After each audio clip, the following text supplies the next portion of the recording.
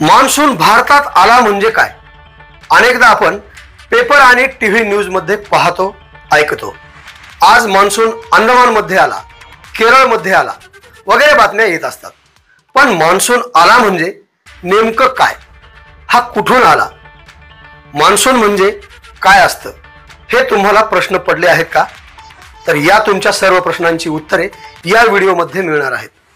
जाणून घेण्यासाठी मित्रांनो, तुम्ही या चॅनलवर नवीन असाल तर तुम्हाला छोटीशी रिक्वेस्ट असणार आहे. खाली दिसत असलेले घंटीचे बटन ऑल वर दाबून चॅनलला सबस्क्राइब करा, म्हणजे प्रत्येक बातमीची नोटिफिकेशन तुमच्यापर्यंत आपोआप मिळत राहील. तुम्ही प्रतिसाद दिला तर आम्हालाही प्रोत्साहन मिळेल.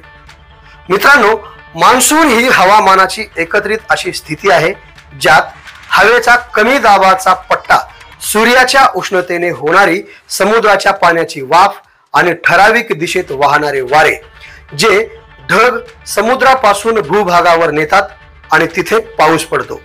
मान्सून येतो कुठून? मान्सून ही स्थिती आहे हे समजले तर असे मान्सून वारे हवामान पृथ्वीच्या केवळ एकाच भागावर वर्षभर असते. तो भाग म्हणजे विषुववृत्त आणि त्याच्या काही अक्षांश वर आणि खालचा पूर्ण प्रदेश. ह्याचमुळे तुम्ही बघा, विषुववृत्ताच्या वर आणि खाली आपल्याला सदा हरित, नेहमी हिरवी झाडे असणारी जंगले दिसतात. याचे हेच कारण आहे की तिथे सतत पाऊस चालूच असतो. आपल्याकडे पाऊस हा सीझनल म्हणजे वर्षातून ठराविक वेळेत येणारा आहे. पण जेव्हा पाऊस चालू होतो तेव्हा काही महिने आपली जंगले सुद्धा हिरवीगार दिसू लागतात आणि नद्या, नाले, धबधबे चालू होतात. त्यामुळे मान्सून हा विषुववृत्त प्रदेशावरून येतो असे म्हणता येईल. परंतु यात येतो हा शब्द गतिवाचक नसून स्थानवाचक आहे. म्हणजे विषुववृत्त प्रदेशाचा मान्सून हा वर्षभर दोन्ही गोलार्धात 6 महिने असा झाडू सारखा फिरतो, असे एका प्रकारे आपल्याला म्हणता येईल. या काल्पनिक झाडूचा आधार विषुववृत्त काड्यांचा पसारा म्हणजे आपली कर्कवृत्त उत्तर गोलार्धात आणि मकर वृत्त दक्षिण गोलार्धात असा हा मान्सून पसरत असतो. हे मान्सून येणे जाणे म्हणजे पृथ्वीच्या स्वतःभोवती फिरण्याचा अक्ष 23.5 डिग्री कललेला असल्याने घडते. पृथ्वी सूर्याभोवती फिरताना ठराविक वेळी ठराविक स्थानी पोहोचून, त्यामुळे पृथ्वीचा कर्कवृत्त भाग सूर्यासमोर जास्त प्रमाणात झुकलेला असल्याने आपल्याकडे त्यावेळी मान्सून येतो.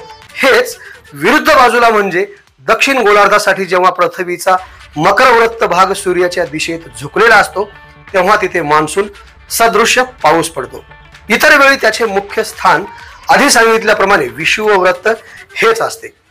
हे सर्व जरी ढोबळ मानाने सोपे वाटत असले तरी ही अतिशय गुंतागुंतीची सिस्टम असल्याने अनेक स्थानिक हवामान पॅटर्न, मान्सूनचा येणे जाणे कालावधी, तीव्रता यावर प्रभाव टाकत असतात. कधी हा प्रभाव कमी कालावधीत जास्त पाऊस पडणे, एखादा महिना पाऊसच न पडणे, ऑक्टोबर नोव्हेंबर मध्ये सुद्धा आपल्याकडे पाऊस पडत राहणे, अशा गोष्टी घडवतो. यात सांगितल्याप्रमाणे कर्कवृत्त जे मध्य भारतातून जाते त्याच्या वर उत्तर भारत असल्याने मान्सून हिमालयाच्या वर पर्यंत सर्वोच्च स्थितीत जातो आणि नंतर परत फिरतो असे म्हणता येईल.